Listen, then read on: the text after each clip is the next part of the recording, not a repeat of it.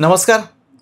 बदलापूर नगरपालिकेच्या निवडणुकीची रणधुमाळी सुरू आहे. सर्वच राजकीय पक्षांनी आपापले उमेदवार निवडणुकीच्या रिंगणात उतरवले असून विजयासाठी कंबर कसलेली आहे.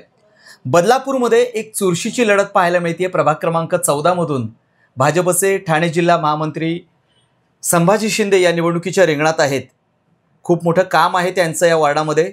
याशिवाय त्यांच्या मिसेस उर्मिला शिंदे या देखील निवडणुकीच्या रिंगणात आहेत. आपण या निवडणुकीच्या अनुषंगाने त्यांच्याशी चर्चा करूयात. शिंदे साहेब, आपलं मुलाखतीमध्ये स्वागत आहे. नमस्कार. काय सांगाल, आता सगळी निवडणुकीची रणधुमाळी सुरू झालेली आहे आणि सगळ्यात महत्त्वाचं म्हणजे भाजपचा एक आश्वासक चेहरा म्हणून आपल्याकडे पाहिलं जातं. तर या निवडणुकीच्या निमित्तानं आपली कशी तयारी सुरू आहे? खरं तर कुळगाव बदलापूर असेल किंवा संपूर्ण महाराष्ट्र असेल, ह्या नागरिकांना खूप दिवसापासून निवडणुकीची प्रतीक्षा होती. खऱ्या अर्थानं 74व्या घटनादुरुस्तीला अपेक्षित असणारी प्रशासकीय राजवट जी आहे ही 6 महिन्याच्या वरती असू नये असा संकेत आहे. त्या संकेताला त्या ठिकाणी चिरछेद देऊन या ठिकाणी या निवडणुका झालेल्या नव्हत्या. आज बदलापूर नगरपालिकेची मुदत संपून जवळजवळ 5.5 वर्षांपेक्षा जास्त कालावधी झालेला आहे. म्हणजे संपूर्ण एक टर्म झालेली आहे आणि ही एक टर्म झालेली असताना त्या कालावधीमध्ये प्रशासकीय राजवट, त्या प्रशासकीय राजवटीमध्ये नागरिकांना झालेला त्रास, या सगळ्या गोष्टींचे परिमार्जन म्हणून या ठिकाणी ही निवडणूक त्या ठिकाणी होते. त्यामुळे नागरिक मोठ्या प्रमाणामध्ये या निवडणुकीची त्या ठिकाणी प्रतीक्षा करत आहेत. फक्त राजकीय नेतेच नाही, लोकप्रतिनिधीच नाही, पण नागरिक पण त्याची प्रतीक्षा करत आहेत की खऱ्या अर्थानं या संविधानाला अपेक्षित असणारं जे सरकार आहे, म्हणजे जे त्रिसूत्री सरकार आहे, की एखादा गाव असतं त्या गावातलं सरकार, राज्यातलं सरकार आणि केंद्रातलं सरकार, याच्यामध्ये ही 2 सरकारं काम करत होती. हे सरकार काम करत नव्हतं. काही ठिकाणी 2.5 वर्ष झाले, काही ठिकाणी 3 वर्ष झालेत, काही ठिकाणी 5, आमच्याकडे 5.5 वर्षांचा आपल्याकडे कालावधी झाला आहे. त्यामुळे नागरिक एक मोठ्या प्रतीक्षेमध्ये आहेत आणि नागरिक प्रचंड उत्सुक आहेत मतदान करायला. खऱ्या अर्थानं विकासाचे दृष्टिकोन असणारे जे नेतृत्व आहेत, ज्या नगरसेवकांनी, आता मी 2015 पासून या वॉर्डामध्ये नगरसेवक आहेत आणि गेल्या 5 वर्षामध्ये मी नगरसेवक नसताना सुद्धा या ठिकाणी या प्रभागातल्या नागरिकांची चांगल्या प्रकारे सेवा करण्याचा प्रामाणिक प्रयत्न केलेला आहे. निश्चितपणे माझा प्रभाग हा बदलापूर शहरातला एक सुंदर आणि स्वच्छ प्रभाग म्हणून त्या ठिकाणी संबोधला जातो. नगरपालिकेकडे मला पारितोषिके मिळाली आहेत. मी नागरिकांच्या सातत्याने टचमध्ये असतो. मी एक स्वतः अभियंता आहे, मी स्वतः व्यवसायाने बिल्डर आहे आणि मी एक सामान्य कुटुंबातनं वरती आलेला माणूस आहे. त्याच्यामुळे नागरिकांची दुःख त्या ठिकाणी मला माहिती आहेत आणि त्या अनुषंगानं माझ्या प्रभागातली नागरिक आहेत, त्यांचं काम करण्याचा मी प्रामाणिक प्रयत्न केलेला आहे. आता पॅनल सिस्टीममध्ये माझा प्रभाग आणि माझ्या शेजारचा प्रभाग हा एकत्र जॉईन झाला आणि त्याचा पॅनल तयार झालेला आहे. या पॅनल सिस्टीमचं वैशिष्ट्य आहे की आता तुम्हाला 2 नगरसेवक निवडून द्यायचे आहेत. त्याच्यामध्ये एक रिझर्वेशन कॅटेगरी, एक ओपन कॅटेगरी. आता ओपन कॅटेगरीमधलं रिझर्वेशन पडल्यानंतर मी पक्षाकडे त्या ठिकाणी तिकीट मागितलं. पक्षाने मला त्याप्रमाणे तिकीट दिलं आणि मी माझ्या प्रभागाचं लोकप्रतिनिधित्व, आता मी माझ्या पूर्ण प्रभागाचं, मी पूर्वी एक सिंगल वॉर्डचं प्रतिनिधित्व करत होतो, आता मी पूर्ण प्रभागाचं प्रतिनिधित्व करण्यासाठी त्या ठिकाणी सिद्ध झालेलो आहे आणि माझ्यावर एक महिला त्या ठिकाणी आहे. या पॅनल सिस्टीमचं अतिशय चांगलं वैशिष्ट्य आहे की याच्यामध्ये 50% रिझर्वेशन महिलांसाठी असल्यामुळे महिला आणि पुरुष या दोन्ही पद्धतीचे नगरसेवक त्या ठिकाणी निवडून येतात आणि आता बदलापूर शहरात नगराध्यक्षपदून महिला आहे. त्यामुळे खऱ्या अर्थाने एक महिला राज येणार आहे आणि त्या अनुषंगाने मी निवडणुकीची तयारी केलेली आहे आणि पुन्हा एकदा लोकांसमोर मी जातोय. लोकांचा अतिशय चांगला प्रतिसाद आहे आणि मला पक्षाने न्याय दिलेला आहे. मी पक्षाकडे त्या ठिकाणी तिकीट मागितलं, पक्षाने मला शेवटच्या मोमेंटला तिकीट दिलं, पण दिलं. शेवटी भारतीय जनता पक्षामध्ये एक लोकशाही प्रक्रिया आहे. मी माझ्या सौभाग्यवतीसाठी मी ज्या पूर्वी प्रभागामध्ये निवडणूक लढत होतो, मला पक्षाने सांगितलं की तुम्हाला या ठिकाणी जर निवडणूक लढायची असेल 14 नंबरला, तर तुम्हाला एक ॲडिशनल जबाबदारी त्या ठिकाणी घ्यायला लागेल आणि मी फायटर आहे, मी जबाबदारी घेणार आहे. मी 2015-10 मध्ये सुद्धा ज्यावेळेला माझा प्रभाग ओबीसी महिला म्हणून रिझर्वेशन पडलं होतं, त्यावेळेला माझ्या शेजारच्या प्रभागामध्ये मी त्या ठिकाणी निवडणूक लढवली आणि अतिशय चुरशीची ज्यावेळेला लढत झाली, तुम्ही पत्रकार त्याचे त्या ठिकाणी विटनेसेस आहात. त्याच्यामुळे मी कुठल्याही गोष्टीला घाबरत नाही आणि मी त्या ठिकाणी पक्षाकडे 2 तिकीटं मागितलेली नव्हती. माझे काही विरोधक त्या ठिकाणी प्रचार करतायत की त्यांना तिथं तिकीट दिलं, इथं तिकीट दिलं. मला घराणेशाही चालवायची नाही. मी पक्षाला सांगितलं होतं की तुमच्याकडे जर त्या ठिकाणी एखादा उमेदवार असेल तुम्ही त्या ठिकाणी द्या आणि जर नसेल तर मी माझ्या सौभाग्यवतीला त्या ठिकाणी द्यायला तयार आहे. माझी सौभाग्यवती माझ्याबरोबर गेली 25 वर्ष काम करते. ती एका राजकीय घरातली आहे. मला तरी राजकीय पार्श्वभूमी नाही आहे, परंतु माझ्या सौभाग्यवतीचे जे काका आहेत ते मुळशी पंचायत समितीचे सभापती होते. माझ्या मिसेसचे जे आत्तेभाऊ आहेत, म्हणजे एकदम जवळचं नातं असणारे मुरलीधर मोहोळ, हे या देशाचे केंद्रीय मंत्री आहेत, पुण्याचे खासदार आहेत. त्यामुळे माझ्या मिसेसला एक राजकीय पार्श्वभूमी आहे. मला तरी राजकीय पार्श्वभूमी नाही आहे. मी एका शेतकरी कुटुंबातला आहे, पण तिच्याकडे एक नेतृत्व करण्याचे गुण आहेत. आतापर्यंत माझा प्रभाग कधी महिला रिझर्वेशन पडलेला नव्हता, त्यामुळे तिला संधी मिळाली नव्हती. यावेळेला तिला संधी पक्षाने दिलेली आहे आणि आम्ही फायटर म्हणून त्या ठिकाणी काम करणार आहे. अतिशय खेळीमेळीच्या वातावरणात आम्ही लोकांसमोर जाणार आहे. आम्ही कुणावरही आरोप करणार नाही. तुम्ही इथे फायटर म्हणून तुमचा उल्लेख केलात, पण यावेळी तिकीट मिळवताना प्रचंड संघर्ष करावा लागला तुम्हाला. तुमच्याच भाजपचे माजी शहराध्यक्ष जे होते, ज्यांनी ऐनवेळी पक्ष बदल केला आणि ते शिवसेनेमध्ये गेले आणि ते दावा करत होते या वाडावरती, तुम्ही तिकीट मिळवण्यात तुम्ही यशस्वी झालात, तो भाग निराळा. पण कुठेतरी त्यांनी बंडखोरी केली म्हणजे त्यांनी पक्ष सोडल्यानंतर त्याचा फटका आपल्याला बसू शकतो का? त्या आव्हानाला आपण कसं सामोरं जाल? मला थोडी पार्श्वभूमी सांगायची आहे. 2015 ते 2020 आमचा कालावधी होता. 2020 मध्ये सिंगल वॉर्ड सिस्टीम होती. त्यावेळेला माझा प्रभाग क्रमांक 30 हा SC लेडीज रिझर्वेशन पडलेलं होतं आणि प्रभाग क्रमांक 29 हा OBC महिला रिझर्वेशन त्या ठिकाणी पडलेलं होतं. मी SC लेडीजमध्ये माझ्या प्रभागातली एक कार्यकर्ता आहे, त्याची सौभाग्यवती जी स्वतः MBA आहे, त्या कार्यकर्तीला मी 2020 पासून निवडणुकीच्या तयारीला करायला सांगितले. ती करोनाच्या कालावधीमध्ये ते कुटुंब आणि माझं कुटुंब माझ्या प्रभागामध्ये काम करत होतं. मी माझा प्रभाग माझ्या कार्यकर्त्याला दिला होता. शेजारचा प्रभाग क्रमांक 29 आहे, तो 29 प्रभाग क्रमांक ज्यावेळेला रिझर्वेशन पडलं त्यावेळेला तिथले विद्यमान नगरसेवक ज्यांनी आता बंडखोरी केली आहे ते बाजूच्या असणाऱ्या म्हाडा ठिकाणी गेले. मी कुठेही गेलो नाही. पक्षाने मला सांगितलं, त्यांनी काल एका भाषणात सांगितलं की बाजूच्या प्रभागांमध्ये गेले, मग तिथं वाद झाला. आज मी त्यावेळेला पण सांगितलं होतं की मला ज्या ठिकाणी पक्ष उमेदवारी देईल त्या ठिकाणी मी लढेल सिंगल वॉर्ड सिस्टीममध्ये. त्यांनी त्यांचा प्रभाग विकला, ऑप्शन केलं प्रभागाचं आणि याचे प्रूफ आहेत की त्यांनी त्यांच्या प्रभागाचं एका मोठ्या करोडपती कार्यकर्त्याला त्याच्या सौभाग्यवतीसाठी तिथं ऑप्शन केलं आणि एक अट ठेवली की या ठिकाणी तुझ्या पत्नीला तिकीट देतो, तू मला काहीतरी फायनान्स दे, त्याच्यानंतर मी त्या ठिकाणी लढतो, त्याच्यासाठी मला फायनान्स दे. आणि याचे पुरावे सुद्धा आहेत. मी जाहीर व्यासपीठावर ही गोष्ट सांगेल. त्याच्यानंतर ते हे ऑप्शन झाल्यानंतर त्या ठिकाणी काहीतरी तांत्रिक गोष्टी अडचण झाल्या. त्यांनी एका त्या महिलेने सांगितलं की मी निवडणूक लढवणार नाही. त्यांनी दुसरी एक महिला पकडली मानकेवलीची, त्याचं पण नाव सांगतो, पिंट्या गडगे, जो आमचे पूर्वीचे उमेदवार होते, त्यांना या ठिकाणी बोलवलं, त्यांच्याबरोबर ऑप्शन केलं. ते तर जाहीर सांगायला तयार आहेत की त्यांच्याकडनं किती पैसे घेतले आणि ते पैसे घेऊन त्यांनी तो वॉर्ड विकला. त्याच्यानंतर ते ऑप्शन सुद्धा रद्द झालं आणि त्याच्यानंतर मग रती पातकरांना त्यांनी त्या ठिकाणी इंट्रोड्यूस केलं. रती पातकरांकडनं पण त्यांनी या काही कालावधीमध्ये, त्या कोरोनाच्या कालावधीमध्ये साहित्य घेतलं, त्यातलं साहित्य म्हाडामध्ये वाटलं आणि काही साहित्य इकडे वाटलं. ते कोरोनाच्या कालावधीमध्ये सुद्धा म्हाडामध्ये काम करत होते. त्याच्यानंतर 2022ला ज्यावेळेला रिझर्वेशन्स पडले त्यावेळेला म्हाडामध्ये त्यांनी फक्त निवडणुका जाहीर व्हायच्या बाकी होत्या, म्हाडामध्ये स्वतःच्या पत्नीची उमेदवारी पण घोषित केलेली होती. या सगळ्या 2022ला प्रक्रिया पूर्ण झालेल्या होत्या. मग 2025 मध्ये त्यांनी म्हाडा कॉलनी आणि तो शेजारचा 29 नंबर प्रभाग याचं परत एकदा रिफॉर्मेशन करण्याचा प्रयत्न केला. 2022ला जी पॅनल सिस्टीम पडली होती ती पॅनल सिस्टीम त्या ठिकाणी रद्द झाली होती आणि परत 2025ला फॉर्मेशन झालं. त्या फॉर्मेशनमध्ये यांनी ते 2 वॉर्ड जॉईन करण्याचा प्रयत्न केला आणि त्यांना मी क्लिअर कट सांगितलं की तुम्हाला मला जसा वॉर्ड पडेल, मला उद्या माझा 30 नंबर प्रभाग आहे, मला 31 नंबर जॉईन झाला तरी चालेल, मला 35 नंबर जॉईन झाला तरी चालेल, कारण या पॅनल सिस्टीममध्ये एक रिझर्वेशन ओपन असतं आणि एक रिझर्वेशन असतं, म्हणजे एक कास्ट रिझर्वेशन असतं. मला संधी कुठेही मिळणार होती. त्या संपूर्ण फॉर्मेशनमध्ये माझा काही संबंध नाही. यांना ते फॉर्मेशन करता नाही आलं म्हणून यांनी परत 29 नंबरमध्ये उडी मारली आणि त्या ठिकाणी तिकीट मागितलं. आता 29 नंबरमध्ये रती पातकर काम करत होत्या. मग 29 नंबरमध्ये रती पातकर काम करतात, हेच काम करतात, हे काम तिथे दाखवतात की मी काम करतोय. मग जर 29 नंबरचे 2 प्रतिनिधी असतील तर 30 नंबरच्या प्रभागातल्या लोकांनी काय करायचं? प्रभाग सिस्टीममध्ये साधारणपणे असा संकेत आहे की एका प्रभागातला एक नगरसेवक असेल तर दुसऱ्या प्रभागातला दुसरा प्रतिनिधी पाहिजे, म्हणजे क्षेत्रीय बॅलन्स व्हायला पाहिजे. तो क्षेत्रीय बॅलन्स करायला यांची तयारी होती का? पण हे म्हाडामध्ये दंड थोपटलेले, तुम्ही तुमच्या चॅनलवर दाखवलं की यांनी म्हाडामध्ये दंड थोपटले होते आणि आमदार साहेबांच्या समोर भाषण करून सांगितलं होतं की आप्पा तुम्ही मला कुठलाही वॉर्ड द्या, मी त्या वॉर्डामध्ये लढायला तयार आहे, 3 महिन्यामध्ये मी तयारी करतो. मग तिकडनं दंड थोपटलेले. आता यांना प्रभागातले नागरिक एकच प्रश्न विचारतात, तुम्ही इकडनं इकडे का परत आले? मला पक्षाने सांगितलं. कधी पक्षाने यांना सांगितलं दाखवा बरं. 2022 मध्ये यांना पक्षाने तिकीट दिलेलं होतं त्या प्रभागामध्ये. मला त्या गोष्टींमध्ये आता जायचं नाही. मी माझ्या प्रभाग क्रमांक 30 मध्ये अतिशय चांगलं काम केलेलं आहे. मी प्रभाग क्रमांक 29 मध्ये स्टेशन परिसरामध्ये सुधारणा करण्याच्या अनुषंगाने आता मी माझं कार्यक्षेत्र वाढलंय. मला काहीतरी सुधारणा करायच्या. मला या हेव्या दाव्यांमध्ये आता जायचं नाही. मला पक्षाने तिकीट दिलंय. तुम्ही विकासावर बोला. तुम्ही 29 नंबरमध्ये काय काम केलं ते दाखवा, मी 30 नंबरमध्ये काय काम केलं दाखवा. मी स्वतःची लाईन मोठा करणारा माणूस आहे. मी दुसऱ्याची लाईन खोडणारा माणूस नाही. मी माझ्या प्रभागामध्ये 2 अतिशय सुंदर गार्डन बनवलेत. माझ्या प्रभागामध्ये 2 हॉल बनवले. तुम्ही विटनेसेस आहात. माझ्या प्रभागामध्ये संपूर्ण वृक्षारोपण केलंय. माझ्या प्रभागामध्ये संपूर्ण पेंटिंग केलंय. माझा प्रभाग हा बदलापूरमधला एक चांगला प्रभाग करण्याचा मी प्रामाणिक प्रयत्न. आपण विकासाच्या अनुषंगानेच बोलूया. जसं आपण आता या राजकीय कुरघोडी ज्या आहेत याच्याबद्दल तुम्ही सविस्तरपणे बोललाच आहात. तुम्ही तुमचा प्रभाग हा जो आहे तो चांगल्या पद्धतीने डेव्हलप केलेला आहे. आज बदलापूरमध्ये एक आदर्श निर्माण केलेला आहे. आता निवडून आल्यानंतर पुढचं टार्गेट काय असेल तुमच्या मनात या प्रभागाविषयी काय संकल्प? आता माझा प्रभाग जो 30 नंबर प्रभाग आणि 29 नंबर प्रभाग हा स्टेशनचा एरिया आहे, हार्ट ऑफ द सिटी आहे आणि हा कुळगाव, कात्रप आणि शिरगाव अशा 3 गावांचं परिसीमा असलेला प्रभाग आहे. माझं सगळ्यात पहिलं टार्गेट आहे स्टेशन परिसराचा विकास करणं. कारण स्टेशन परिसरातली असणारी ट्रॅफिक समस्या हा त्या लोकांना प्रचंड त्रास आहे. त्या आज बदलापूरची लोकसंख्या 50,000 असताना जो प्रकार होता तोच प्रकार 5 लाख लोकसंख्या झाली आहे. त्या स्टेशनवर प्रचंड मोठ्या प्रमाणामध्ये रिक्षा स्टँडचा प्रॉब्लेम आहे, वाहतुकीचा प्रॉब्लेम आहे. त्या परिसरातली लोक प्रचंड त्रस्त आहेत. सॅटीच्या प्रकल्पाच्या बाबतीमध्ये गेल्या 5 वर्ष पेपरवर चाललंय, अजून त्याचं पुढे काहीच इम्प्लिमेंटेशन होत नाहीये. तर या सगळ्यांवर मला काम करायचं, खऱ्या अर्थानं आता काम करायचंय.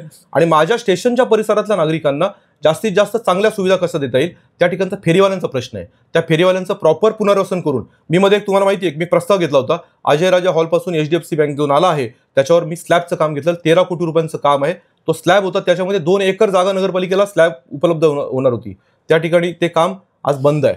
मला ते काम परत चालू करायचं. मी प्रशासकीय राजवटीमध्ये त्या कामासाठी प्रचंड फॉलोअप घेतला. त्याची वर्क ऑर्डर होऊन 2 वर्ष झाली. स्टेशन परिसरातली संपूर्ण रिक्षा यंत्रणा त्याच्यावर जाऊ शकते, फेरीवाला त्याच्यावर जाऊ शकतो. आणि माझ्या प्रभागातल्या नागरिकांना एक सुसह्य असं त्या ठिकाणी चांगलं वाहतूक समस्येतनं मुक्तता त्या ठिकाणी होईल.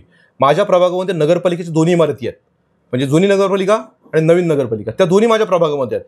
नवीन नगरपालिकेमुळे त्या परिसरामध्ये जी वाहतूक समस्या झाली तिथं पार्किंगची व्यवस्था करण्यासाठी या महाभागाने एक काम टाकलं होतं 3 वर्षापूर्वी. अजून त्या कामाची सुरुवात झालेली नाहीये. ते काम का अडकलं ना त्याचा एकदा त्यांना प्रश्न विचारा की त्याच्यानंतर DPDCतनं जो निधी आला होता त्या DPDCच्या निधीतनं बाकीची सगळी कामं पूर्ण होऊन त्याची बिलिंग झालं, वर्क ऑर्डर झाल्या, सगळं कंप्लीट झालं. हे पार्किंगचं काम का नाही झालं ना हा प्रश्न त्यांना विचारा. माझा तुम्हाला प्रश्न आहे. शिवनेरी गार्डन म्हणून त्या परिसरामध्ये गार्डन आहे. तुम्ही माझ्या परिसरातलं गार्डन पाहिलेले आहेत. वॉर्ड नंबर 29 मध्ये फक्त एकच गार्डन आहे. ती एक गार्डन सुद्धा त्यांना व्यवस्थित करता नाही आली 10 वर्षामध्ये. आता त्या ठिकाणी या निवडणुकीच्या 2 महिन्या अगोदर एक आमदार महोदयांनी DPDCचा निधी दिला आणि त्याचं त्या ठिकाणी काम दिलं. म्हणजे राज्य सरकारने तो निधी दिला. आमदार महोदयांचे प्रयत्न, आदरणीय रवींद्र चव्हाणांचे प्रयत्न, त्यांच्या माध्यमातून तो निधी आला आणि त्याचं काम चालू झालं. 10 वर्षामध्ये त्या हॉलचं रिन्युएशन पण नाही करता आलं. तुम्ही त्या गार्डनमध्ये जाऊन पहा. यांच्या पुस्तकामध्ये, हे माझं जे पुस्तक आहे ना, या पुस्तकाचं जशीच्या तशी डुप्लिकेट मारली. डॉक्टर प्रकाश आमटे उद्यानाचा जो फोटो आहे ना, ते मी प्रकाश आमटे उद्यान मी केलेलं आहे. यांनी त्यांच्या BJPचा त्यांनी जो हे छापला होता, यांनी स्वतःची उमेदवारी जाहीर केली होती 15 दिवसापूर्वी उमेदवारी BJPची, आणि लिहितो वॉर्ड क्रमांक 14B चे भारतीय जनता पक्षाचे अधिकृत उमेदवार असं म्हणून एक पुस्तक आहे. मी तुम्हाला ते दाखवतो पुस्तक. आणि त्याच्यावर सगळं या पुस्तकात प्रिंटर पण तोच, टायटल पण तेच, गाथा कर्तृत्वाची तर ते टायटल पण तेच, प्रिंटर पण तोच, फॉन्ट पण तोच, सगळं जसं तसं डुप्लिकेट करून लोकांना पुस्तकं वाटली. आता कुठल्या तोंडाने लोकांकडे जातील? आता शिवसेनेत गेले. आणि मी भारतीय जनता पक्षाला सांगितलं होतं, जर माझ्यापेक्षा तुम्हाला ते सक्षम वाटत असतील तर त्यांना उमेदवारी दिली तर मी भारतीय जनता पक्षाशी गद्दारी करणार नाही. मी भारतीय जनता पक्षाबरोबर गेली 11 वर्ष काम करतोय. आदरणीय नरेंद्र मोदी, आदरणीय देवेंद्र फडणवीस, आदरणीय किसन कथोरे यांच्या नेतृत्वाखाली मी काम करतोय. मी पक्षाशी गद्दारी करणार नाही. मी पक्षाचा एक जबाबदार पदाधिकारी आहे. मी पक्षाच्या जिल्हा महामंत्री पदावर काम करतोय. त्यामुळे जर मला पक्षाने तिकीट दिलं नाही तर मी निश्चितपणे पक्षाचं काम करेल, असं मी पक्षाला क्लिअर कट माझ्या इंटरव्ह्यूमध्ये सांगितलं होतं. तुम्ही कोणालाही विचारू शकता. मी बंडखोरी केलीच नसती. यांना तिकीट नाही दिलं म्हणून यांनी बंडखोरी केली आणि माझ्यावर अन्याय झाला म्हणून कारण सांगतात. आता असं नाही. पक्षनिष्ठा देणारा कार्यकर्ता. तुम्हाला एक उदाहरण सांगतो. आदरणीय विनोद तावडे साहेब या राज्याचे शिक्षण मंत्री होते. 2019 साली त्यांचं तिकीट त्यांना दिलं गेलं नाही. आदरणीय चंद्रशेखर बावनकुळे साहेब हे या राज्याचे ऊर्जा मंत्री होते. त्यांना तिकीट दिलं गेलं नाही 2019 मध्ये. शांत बसले, पक्षाचं काम केलं. आज विनोद तावडे एका उच्च पदावर काम करतात. आदरणीय चंद्रशेखर बावनकुळे या राज्याचे प्रदेशाध्यक्ष झाले. त्यांनी संपूर्ण राज्य पिंजून काढलं. देवेंद्र फडणवीस यांच्या नेतृत्वाखाली काम केलं. आज ते राज्याचे महसूल मंत्री आहेत. 2 नंबर पदावर आहेत. या पक्षामध्ये न्याय मिळतो. नगरसेवक पद हे थोड्या दिवसाचं असतं, परंतु पक्षाशी गद्दारी करणं. त्यांनी सांगितलं असतं ना, संभाजी माझ्याकडे आले असते, संभाजी मला असं काम करायचंय, तू एक काम कर, तिकडची मिसेसची सीट तू लढव, मला इथं तिकीट दे. माझ्याकडे आले पण नाहीत ते. मी सांगितलं असतं, पक्षाला विचारा, पक्षाने मला विचारलं असतं, मी सांगितलं असतं तुम्हाला जे क्वालिटी दिसेल त्याला तिकीट द्या. पक्षाशी गद्दारी करणे ना हे आमच्या स्वभावात नाही, हे आम्हाला शिकवलेलं नाही. आम्ही राष्ट्रवादी काँग्रेस पक्षातनं या पक्षात आलो निश्चितपणे. आम्हाला नरेंद्र मोदींचे विचार पटले. नरेंद्र मोदींचे विचार पटले. गेले 11 वर्ष प्रामाणिकपणे काम करतोय. आम्ही 2015 मध्ये या पक्षामध्ये प्रवेश केला. मी 2016 मध्ये या पक्षाचा शहराध्यक्ष झालो. 2016 ते 2019 या पक्षाचा शहराध्यक्ष म्हणून काम केलं. 2019 ते 2023 या कालावधीमध्ये मी या जिल्ह्याचा चिटणीस झालो आणि आता मी जिल्ह्याचा महामंत्री पदावर काम करतोय. पक्षनिष्ठा आमच्याकडे पक्षनिष्ठा आहे. यांच्यावर काय अन्याय झाला? यांना पक्षाने 2000 साली भारतीय जनता पक्षाकडनं नगरसेवक केलं बदलापूर गावामध्ये. बदलापूर गावात 5 वर्षानंतर निघून आले. नंतर या ठिकाणी पक्षाने त्यांना कॉप केलं. 2010 मध्ये यांना स्वीकृत नगरसेवक केलं. 2015 मध्ये भाजपच्या बालेकिल्ल्यामध्ये यांना तिकीट दिलं आणि यांना पक्षाने निवडून आणलं. हे काय सांगतात की मी पक्ष इथे वाढवला, भाजप वाढवला. तुम्हाला सगळ्यांना माहिती आहे, कुळगाव सोसायटी असेल, आगसकर टेकडी असेल, हे भाजपचा परंपरागत वॉर्ड आहेत. तिथे भाजपचे नगरसेवक नव्हते. शिवसेना भाजपच्या याच्यामध्ये शिवसेनेचा नगरसेवक निवडून यायचा, पण भाजपचा एक परंपरागत वोटर आहे तिथे. तो परंपरागत वोटर याला पक्षनिष्ठा त्यांच्याकडे आहे. तिथे राष्ट्रीय स्वयंसेवक संघाची एक वेगळी फळी आहे आणि त्याच्यामुळे ह्यांनी पक्षांची गद्दारी करणाऱ्यांनी आम्हाला पक्षनिष्ठा शिकवू नये. आणि रात्री त्यांनी फार मोठी बिनगोळा असे शब्द वापरलेत.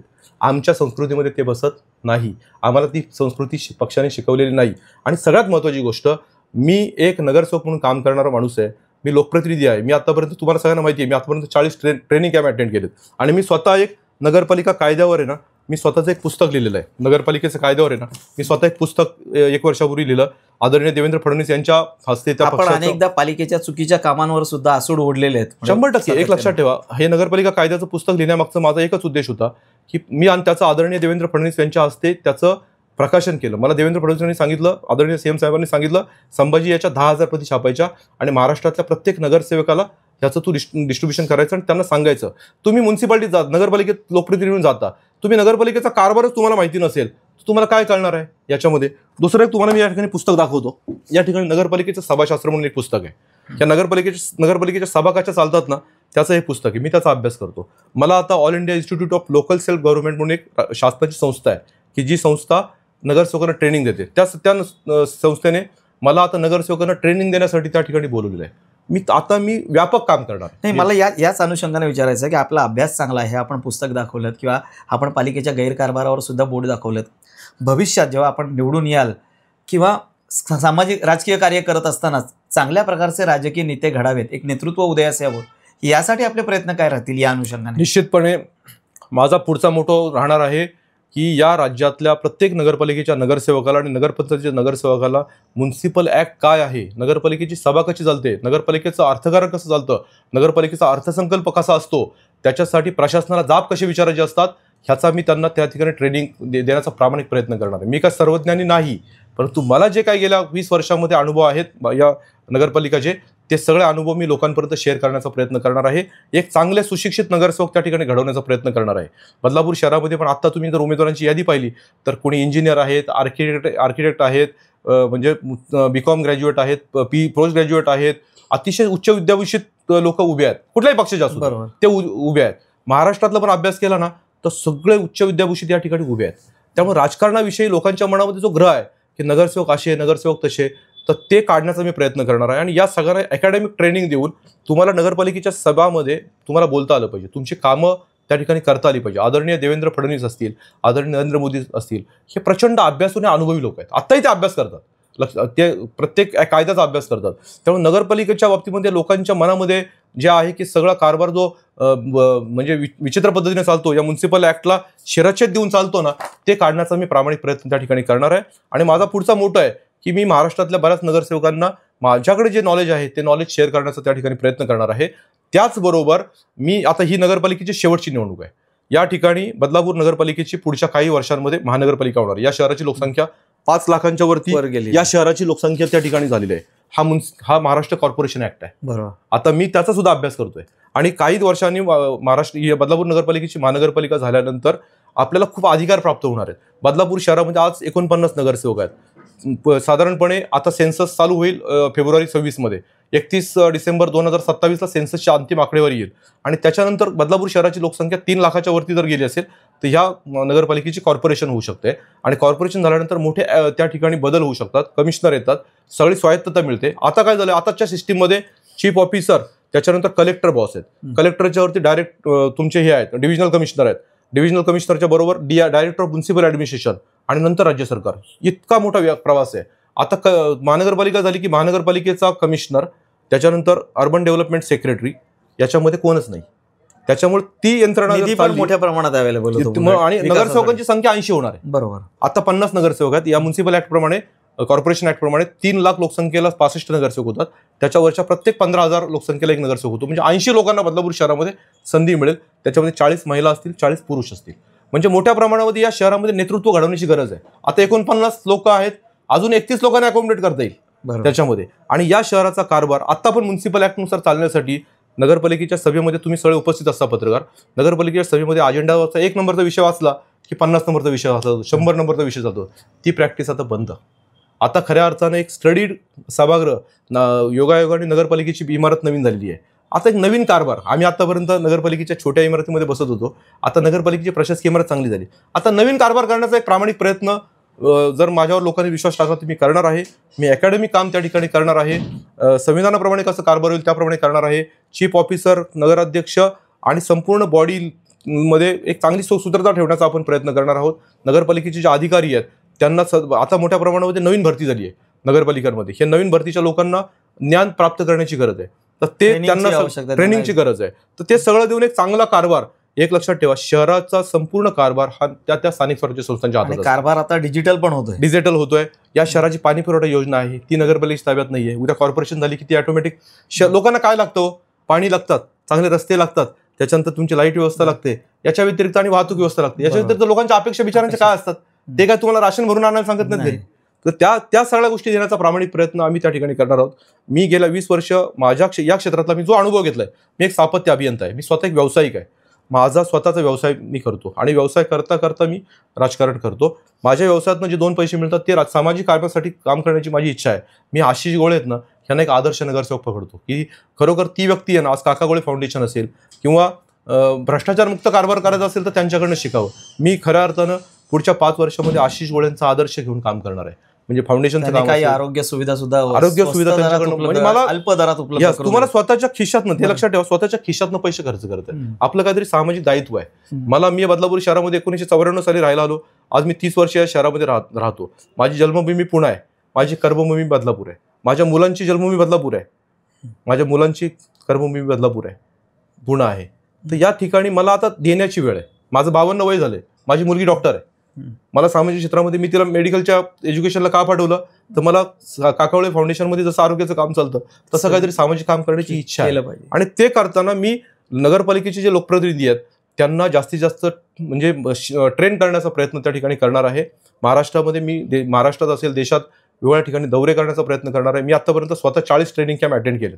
बदलापूरच्या नगरसेवकांना ट्रेनिंग काय असतं ना, हे म्हणजे यांना नेणारा संभाजी शिंदे आहे, हे कुणी पण मान्य करेल की ट्रेनिंगला जायचं, आपण त्या शिकायचं आणि शिकून त्याचे इम्प्लिमेंटेशन आपल्या संस्थेमध्ये कसं करता येईल. आम्ही इंदोरला गेलो, इंदोरमधले काही प्रकल्प मी बदलापूर शहरामध्ये आणण्याचा प्रयत्न केला. माझ्या वॉर्डामध्ये व्हर्टिकल गार्डन्स असतील, वॉल पेंटिंग असतील, स्वच्छता असेल, ते आणण्याचा प्रयत्न केला.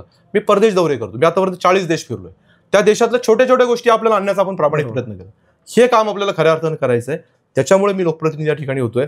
मला कुठलेही राजकीय हेवेदावे करायचे नाहीत, मला कुणावरही टीका करायची नाही आहे.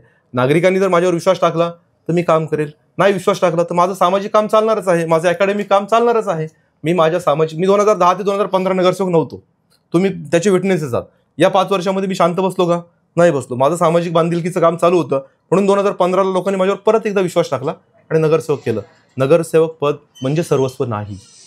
हे सामाजिक काम करण्यासाठी तुम्हाला अनेक व्यासपीठ आहेत, त्या व्यासपीठातलं हे एक व्यासपीठ आहे आणि ते घेण्याचा मी प्रामाणिक प्रयत्न ते करतोय. मी आता वॉर्डामध्ये जेव्हा फिरतोय तेव्हा लोकांचं अतिशय चांगलं प्रेम आहे, लोक प्रेम करतात. माझी प्रतिमा शहरामध्ये चांगली आहे. त्याच्यामुळे पत्रकारांचे माझे चांगले संबंध आहेत. तुम्ही लोक माझ्या कामाचा नेहमी चांगला उल्लेख करता आणि चांगली प्रसिद्धी करता. बरोबर आहे, मी काय कुणाला काय हे करतो का? माझे फक्त संबंध चांगले आहेत. मी चांगलं काम करतो म्हणून करतो आणि मी परिपूर्ण नाही. मी प्रामाणिकपणे माणूस त्याच्या आयुष्याच्या शेवटच्या मोमेंटपर्यंत शिकण्याच्या अपेक्षा मी ते शिकण्याचा प्रयत्न करतोय. आणि मी पर्यावरणप्रेमी आहे, मी शिक्षणप्रेमी आहे. त्याच्यानंतर मी आरोग्य विषयात काम करते. मी चांगला ट्रेकर आहे. मी कोरोनाच्या काळामध्ये 23 किल्ले ट्रेक केले. मी इथला चंदेरी किल्ला सर केलाय. बदलापूरचा चंदेरी किल्ला हा फार अवघड ट्रेक आहे, तो मी ट्रेक सर केलाय. म्हणजे सगळ्यांकडनं आदर्श घेऊन मी काम करतो. मी शेतीविषयक संशोधन करतो. मी आता बांबूची लागवड माझ्या प्रभावामध्ये केली आहे. बांबू या क्षेत्रामध्ये मला काम करण्याची इच्छा आहे, पर्यावरणपूरक काम करण्याची इच्छा. मगाशी मी एका आजीकडे गेलो, एका प्रचाराला गेलो होतो. त्या आजींनी मला सांगलीच्या होत्या, त्या एक टीचिंग प्रोफेशनमध्ये होत्या, MTNL मध्ये होत्या आणि हे होत्या म्हणजे अकॅडमिक खूप चांगलं काम करणार होत्या. त्यांनी मला सांगितलं की आपल्या प्रभागामध्ये अजून झाडं लावण्याची आवश्यकता आहे. मी दरवर्षी एवढी झाडं लावतो. मी आजींना सांगितलं, आजी निवडणूक झाल्यानंतर मी तुमच्याकडे येईल आणि आल्यानंतर मी तुमच्याकडनं मार्गदर्शन घेईल. त्या कराड सांगलीच्या आहेत. तर त्यांनी मला सांगितलं सांगलीमध्ये असं प्लांटेशन आहे, आपण या ठिकाणी प्लांटेशन करू.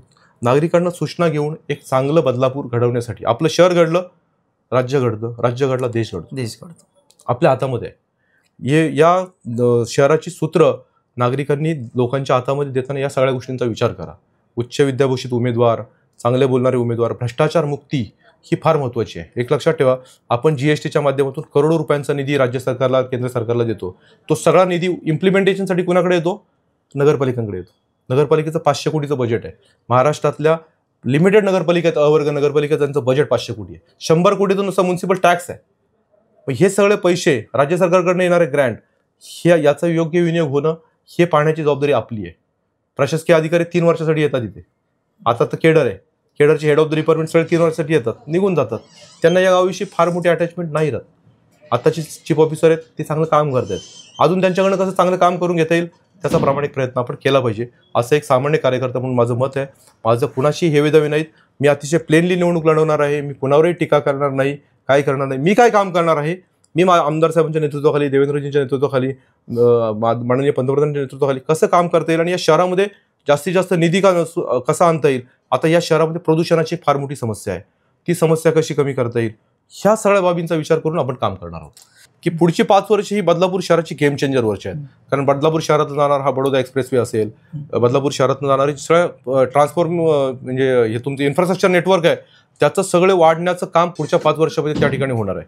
तर त्याच्यामुळे ह्या 5 वर्षामध्ये बदलापूरची पॉप्युलेशन मोठ्या प्रमाणामध्ये वाढणार आहे आणि ह्या पॉप्युलेशनला हे करणारे म्हणजे सामोरं जाणारं इन्फ्रास्ट्रक्चर, त्या हिशोबाचं प्रशासन तयार करण्याची जबाबदारी ही आत्ताच्या बॉडीवर आहे आणि ती बॉडी ते चांगलं काम करण्यासाठी या बॉडीमध्ये चांगले लोकप्रतिनिधी आणण्याची गरज आहे. नक्कीच. खूप खूप धन्यवाद तुम्ही आमच्याशी बातचीत केल्याबद्दल. हे होते संभाजी शिंदे. त्यांनी एक चांगला विचार मांडलाय की केवळ राजकारणातून पुढे जाताना केवळ लोकांच्या समस्या सोडवण्यापुरता मर्यादित न राहता एक विकसनशील बदलापूर आपल्याला कसं करता येईल, एक चांगला विचार कसा देता येईल आणि राजकारणातली एक तरुण पिढी कशी घडवता येईल या दृष्टिकोनातून आपण प्रयत्न करणार असल्याचं त्यांनी इथे सांगितलेलं आहे. या मुलाखतीत आपण सहभाग घेतल्याबद्दल आपलं पुन्हा एकदा धन्यवाद. थँक्यू. धन्यवाद.